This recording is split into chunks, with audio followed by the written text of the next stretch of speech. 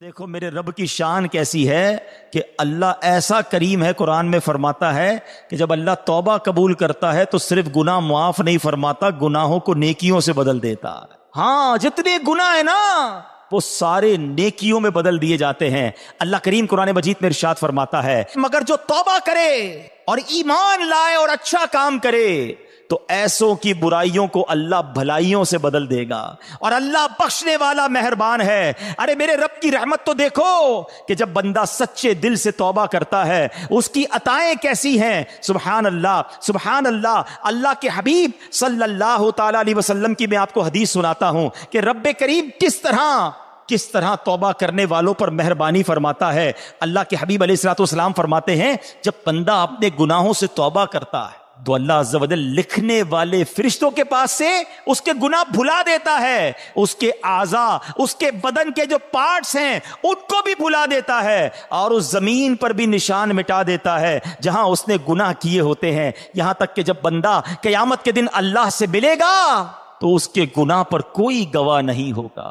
حالانکہ خود رب نے فرمایا قرآن میں کہ وہ دن آئے گا، ارے پڑھی ہے نا یاسین شریف، اس میں اللہ فرما رہا ہے وہ دن ہوگا جب منہ پر مہر لگا دی جائے گی، ہاتھ کلام کریں گے، پیر بتائیں گے کیا گناہ کیے تھے، کدھر گئے تھے۔ اگر توبہ نہیں کرو گے تو پھر بچ نہیں پائیں گے، لیکن اگر توبہ کر لیتے ہیں، اللہ سے دوستی کر لیتے ہیں، اللہ کو راضی کر لیتے ہیں تو وہ ایسا کریم ہے کہ وہ پچھلے سارے گناہوں کو معاف کر دیتا ہے۔ ہم پھر کیوں اللہ کی نافرمانی کریں؟ ارے دنیا کا دستور کیا ہے؟ کوئی ہمارے ساتھ بھلائی کرتا ہے، ہم کیا کہتے ہیں؟ نہیں یار اس کو ناراض نہیں کرنا ہے، اس نے مجھے نوکری دلائی تھی، اس کو ناراض نہیں کرنا ہے، اس نے مجھے قرضہ دیا تھا، نہیں یار اس کو تو بالکل بھی ناراض نہیں کرنا ہے، مشکل وقت میں میرے کام آیا تھا، دنیا میں ایک کوئی احسان کر دے، تم کہتے ہو وہ ناراض نہیں ہونا چاہیے۔ جو صبح و شام رب احسان کر رہا ہے اس کی ناراضگی کا کوئی خوف نہیں کہ وہ ناراض نہ ہو جائے، میرا مالک مجھ سے ناراض نہ ہو جائے۔ سنو، توبہ کرنے والے کس قدر اللہ کو پسند ہیں۔ اللہ کے حبیب علیہ الصلوۃ والسلام فرماتے ہیں، ابن ماجہ کی حدیث ہے، کل بنی آدم خطاء، آقا فرماتے ہیں سارے انسان خطا کار ہیں، غلطیاں تو سب سے ہو جاتی ہیں، مگر فرمایا وَخَيْرُ الْخَطَّائِينَ التَّوَّابُونَ، فرمایا خطا کاروں میں بہتر وہ ہیں جو توبہ کر لیتے ہیں، غلطی ہوتی ہے تو معافی مانگ لیتے ہیں، سر کو جھکا لیتے ہیں، اللہ سے عرض کرتے مولا آئندہ نہیں کروں گا، اور اس کی بارگاہ میں ندامت کا اظہار کرتے ہیں۔ ایک اور جگہ میرے آقا علیہ الصلوۃ والسلام فرماتے ہیں تم سب میں بہترین وہ ہیں جو فتنوں میں مبتلا ہو اور توبہ کرتا ہو، یعنی اگر گناہ ہو جائے فوراً معافی مانگ لے۔ اچھا، ہمارے کچھ لوگوں کا توبہ کا اسٹائل بھی بڑا عجیب ہے، توبہ توبہ استغفر اللہ، گالوں پہ چپت لگا لی مگر کوئی شرمندگی نہیں ہے۔ ارے ایسی توبہ تو خود توبہ کی محتاج ہے۔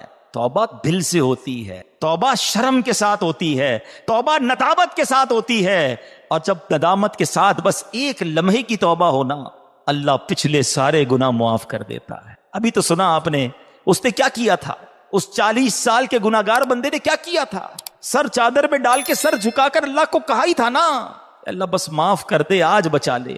اللہ کریم نے اس کے سبب بارش برسا دی۔ وہ دل کا کنیکشن ریکوائرڈ ہے، وہ دل سے محبت اللہ سے درکار ہے، پھر اللہ پچھلے سارے گناہ معاف کر دے گا۔ اور میں نے تو آپ کو قرآن کی آیت سنائی ہے کہ صرف معاف نہیں فرمائے گا، وہ تمہارے گناہوں کو بھی نیکیوں سے بدل دے۔ اب ہم توبہ میں کیوں تاخیر کریں، کیوں اس سے دوستی نہ کر لیں؟ اے میرے پیارے اسلامی بھائیوں، توبہ کی تو کیا شان ہے۔ آؤ میں اللہ کی رحمت کا ایک اور واقعہ سناتا ہوں۔ مکاشفۃ القلوب میں امام غزالی علیہ رحمت اللہ الوالی نے یہ واقعہ لکھا۔ بنی اسرائیل میں ایک نوجوان تھا، 20 سال تک تو اس نے اللہ کی خوب عبادت کی، پھر اگلے 20 سال اس نے اللہ کی بہت نافرمانی کی، پھر آئینہ دیکھا تو داڑھی کے بال سفید ہو گئے تھے، پھر وہ غمزدہ ہو گیا اور کہنے لگا، اے میرے خدا، میں نے 20 سال تک تیری عبادت کی، 20 سال تک میں نے تیری نافرمانی کی، اب میں تیری طرف آؤں گا تو میری توبہ قبول ہو جائے گی، یا اللہ تو مجھے معاف کر دے گا۔ ہائے ہائے، اس نے کسی کہنے والے کی آواز سنی، تم نے ہم سے محبت کی، ہم نے تم سے محبت کی، پھر تو نے ہمیں چھوڑ دیا، ہم نے بھی تجھے چھوڑ دیا، تو نے ہماری نافرمانی کی، ہم نے تمہیں مہلت دی، اور اگر اب تو توبہ کر کے ہماری طرف آئے گا تو ہم تیری توبہ قبول کر لیں۔ یہ ہے میرا مالک، یہ ہے اس کی رحمت۔ اے میرے پیارے اسلامی بھائیوں، اب ہم کیوں نہ رب سے محبت کریں، کیوں نہ ہم اللہ سے پیار کریں، اور کیوں نہ سچی توبہ کر لیں۔ ہمارے آس پاس سے لوگ اٹھ رہے ہیں، میری بھی باری آنے والی ہے، آپ کی بھی باری آنے والی ہے، ہم کس انتظار میں ہیں؟ شیطان کے کس وار میں ہیں؟ ہم توبہ میں تاخیر کیوں کر رہے ہیں؟ ارے کب اللہ کو راضی کریں گے اور کب تک اللہ کو ناراض کرتے رہیں گے؟ کب تک نمازیں قضا ہوتی رہیں گی؟ کب تک آنکھیں حرام دیکھتی رہیں گی؟ کب تک میرے اور آپ کے کان حرام سنتے رہیں گے؟ اے حرام کمانے والے، کب تک حرام کماتا رہے گا؟ بدکاری کرنے والا، بے حیائی کرنے والا، نام محرم لڑکیوں اور عورتوں سے دوستیاں کرنے والا سوچے کب تک تم یہ گل چھڑے اڑا لو گے؟ جوا کھیلنے والا سوچے کب تک میں یہ کام کر لوں گا؟ ارے اچانک یہ اعلان ہوگا کہ فلاں کا انتقال ہو گیا ہے، ہمارے ہی دوست ہمیں کاندھوں پر اٹھائیں گے، ہمیں قبر میں ڈال کر آ جائیں گے۔ یہ دوست جو آج تھوڑی سی ہماری گھبراہٹ پر ہمارے ساتھ کھڑے ہو جاتے ہیں، پتہ ہے جب قبر میں اتاریں گے نا تو لوگ کہہ رہے ہوں گے ذرا صحیح طریقے سے مٹی ڈالو، کوئی سوراخ باقی نہ بچا ہے، ہوا بھی نہیں چھوڑیں گے، ایک سوراخ بھی نہیں چھوڑیں گے، مجھے اور آپ کو تنہا قبر میں چھوڑ کر آ جائیں گے۔ پھر کیا ہوگا؟ میرے اور آپ کے پاس کیا بچے گا؟ یہ مال، یہ دولت، یہ گاڑی، یہ گھر، یہ شہرت، سب کچھ پیچھے رہ جائے گا۔ اب ہمارے ساتھ قبر میں ہوں گے ہمارے اعمال، اور دیکھو اگر اللہ ناراض ہوا نا، اللہ ناراض ہوا تو مارے جائیں گے، پھر تو قبر جہنم کا گھڑا بن جائے گی۔ اسی لیے میں آج یہ عرض کرنے آیا ہوں کہ جلدی جلدی اپنے رب کو راضی کر لو، وہ کیسا کریم ہے، بلکہ اس کی رحمت چاہتی یہی ہے کہ میرے بندے بخشے جائیں، میرے بندے معافی مانگ لیں، میرے بندے رجوع کر لیں۔ اگر یہ بندہ ہے جو رجوع نہیں کر رہا، یہ بندہ ہے جو اس سے دوستی نہیں کر رہا، خدا را میں آج کے بعد اللہ کے فرما بردار بندوں میں شامل ہو جاؤں۔ سنو وہ کیسا قریب ہے۔ حضرت سیدنا ابو ہریرہ رضی اللہ تعالیٰ عنہ سے مروی ہے، رسول اللہ صلی اللہ تعالیٰ علیہ وسلم کا فرمان عالی شان ہے کہ جب کوئی بندہ گناہ کر لیتا ہے اور پھر کہتا ہے کہ اے مولا میں نے گناہ کر لیا، مجھے معاف کر دے، تو اللہ فرماتا ہے میرا بندہ جانتا ہے کہ کوئی اس کا رب ہے جو گناہ معاف بھی کرتا ہے اور اس پر پکڑ بھی لیتا ہے، میں نے اپنے بندے کو بخش دیا۔ پھر جتنا رب چاہتا ہے بندہ ٹھہرا رہتا ہے، اس کے بعد پھر کوئی گناہ کر لیتا ہے، پھر عرض کرتا ہے الہی میں نے پھر گناہ کر لیا ہے، پھر مجھے معاف کر دے۔ تو رب کریم فرماتا ہے میرا بندہ جانتا ہے کہ کوئی اس کا رب ہے جو گناہ کرنے پر پکڑ بھی لیتا ہے اور معاف بھی فرما دیتا ہے، میں نے اپنے بندے کو بخش دیا۔ پھر اس بندے سے پھر گناہ ہو جاتا ہے، وہ پھر اللہ سے کہتا ہے، تیسری بار کہتا ہے اے اللہ پھر گناہ ہو گیا ہے، رب کریم مجھے معاف کر دے۔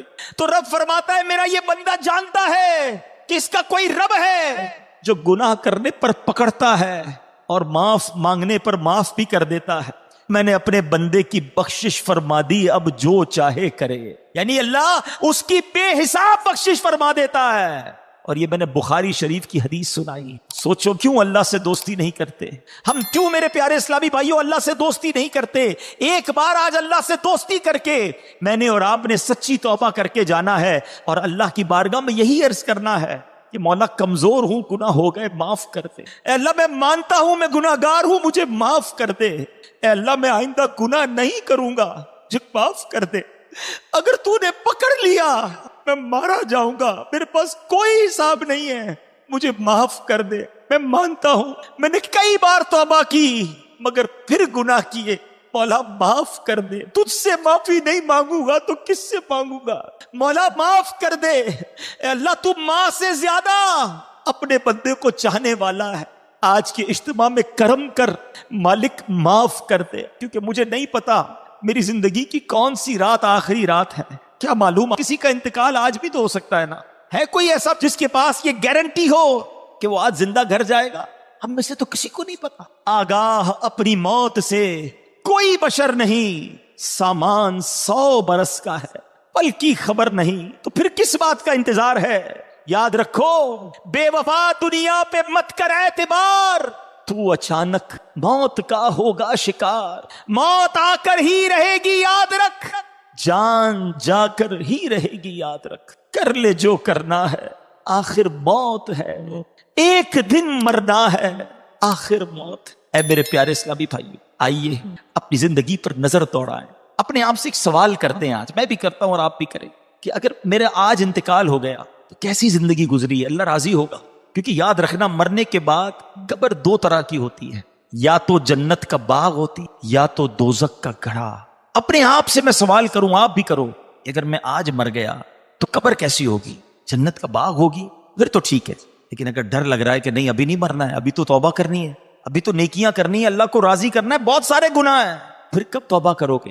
ایکچولی شیطان چاہتا یہی ہے کہ میں اور آپ توبہ نہ کریں، میں اور آپ اللہ سے دوستی نہ کریں. شیطان پتہ ہے کیا کہتا ہے؟ یہ ہو سکتا ہے اس وقت بھی کسی کے کان میں کہہ رہا ہو کہ یار یہ مولانا صاحب باتیں تو صحیح کر رہے ہیں لیکن ابھی نہیں، تھوڑے دنوں بعد توبہ کر لیں. ہاں ابھی تو جوانی ہے، ابھی تو مزے کرنے دو، اس کے بعد بڑھاپے میں اللہ اللہ ہی کرنا ہے اور کیا کرنا ہے. یہ شیطان کا بڑا وار ہے، وہ توبہ میں تاخیر کرواتا ہے. میں آپ سے سوال کرتا ہوں کہ اگر آپ نے یہ سوچا ہوا ہے کہ میں بڑھاپے میں جا کر نمازی بھی بن جاؤں گا، گناہ بھی چھوڑ دوں گا، چہرے پہ داڑھی بھی سجا لوں گا، تو کیا نوجوان نہیں مرتے؟ آپ کے پاس گارنٹی ہے کہ آپ بوڑھے ہو سکیں گے؟ خدا را شیطان کے سوار میں نہ آؤ، بلکہ جوانی کی توبہ تو اللہ کو بڑی پسند ہے. ہاں جو جوان توبہ کرتا ہے نا وہ اللہ کو کیسا پسند ہے. آؤ میں آپ کو ایک حدیث سناتا ہوں. اے میرے نوجوانوں، گناہ مت کرو، اللہ کی بارگاہ میں اللہ سے دوستی کر لو. اللہ کو نرمی والا، عاجزی والا نوجوان پسند ہے. اللہ ایسے نوجوان پر جو جوانی میں عبادت کرتا ہے نا، اپنے فرشتوں کے سامنے فخر فرماتا ہے کہ یہ میرا بندہ ہے. اب اپنے آپ سے سوال کرو کہ ہم اللہ کے کیسے بندے. اچھا، توبہ میں تاخیر کی ایک اور وجہ، شیطان کہتا ہے یار اگر میں نے یہ سارے گناہ چھوڑ دیے تو پھر زندگی کا مزہ ہی ختم ہو جائے گا. ایسا کئی بار ہوتا ہے کہ جب ہم ایسا بیان سنتے ہیں، ایسی محفل میں جاتے ہیں نا، تو خیال تو آتا ہے کہ یار توبہ کر لینی چاہیے. پھر لگتا ہے یار اگر ساری محفلیں، ساری رنگینیاں، دوستیاں، فلمیں، ڈرامے، گانے باجے، معاذ اللہ شراب، نشے کی محفلیں، جوئے، یہ جو بھی غلط کام ہے یہ چھوڑ دیے تو پھر مزہ کیا رہے گا زندگی میں؟ ساری انجوائمنٹ ہی ختم ہو جائے گی. یہ شیطان کا بہت خطرناک وار ہے اور وہ اسی لیے بندے کو توبہ نہیں کرنے دیتا.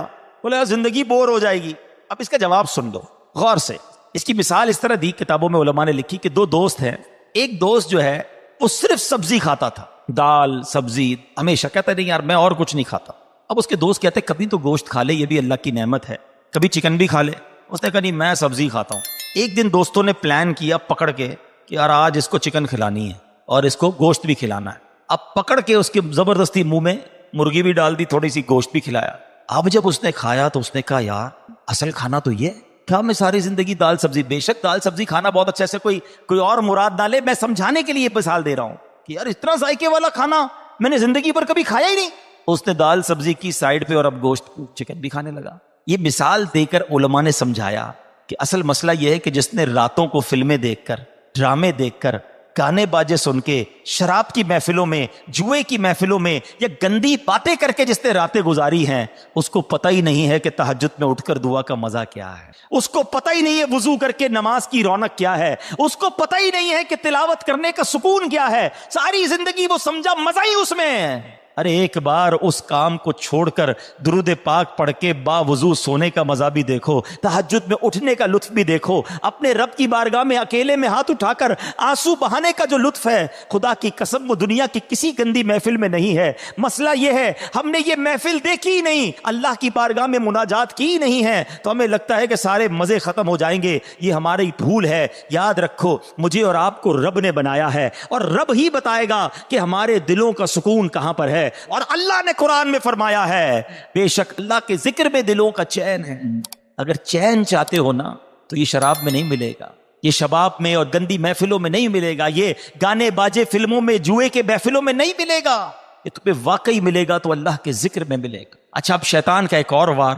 یار یہ مولانا صاحب تو جو کہہ رہے قرآن کی آیت پڑھ رہے، بات تو ٹھیک ہے مگر میرا تو معاملہ ہی دوسرا ہے.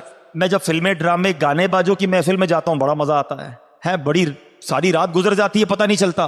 اجتماع میں آتا ہوں تو نیند آنے لگتی ہے، بور ہونے لگ جاتا ہوں، آدھے گھنٹے بعد اٹھنے کو جی چاہتا ہے. قرآن پڑھتا ہوں تو نیند آنے لگتی ہے، ذکر کرتا ہوں تو بور ہو جاتا ہوں. مجھے تو عبادت میں سکون ہی نہیں ملتا ہے. غلط کاموں میں بڑا دل لگتا ہے، عبادت میں دل نہیں لگتا. تو پھر کیسے اللہ کے ذکر میں اگر دلوں کا چین ہے تو مجھے کیوں نہیں مل رہا؟ یہ شیطان کا بہت بڑا وار ہے. آج اس کا جواب بھی لے جاؤ. یہ بھی میں آپ کو ایک لاجک کے ذریعے، ایک یوں سمجھیے کہ آپ کے ساتھ بھی ایک واقعہ پیش آتا ہے، اس کے ذریعے سمجھا دیتا ہوں. جب آپ کو بخار ہو جائے کیا ہوتا ہے؟ کھانا اچھا لگتا ہے، وہی کھانا جو آپ کا فیورٹ ہے، منہ کڑوا ہو جاتا ہے، نہ کھانا اچھا لگتا ہے نہ پانی اچھا لگتا ہے. ایسا موڈ ہو جاتا ہے کہ گھر والے بھی اچھے نہیں لگتے. طبیعت خراب ہو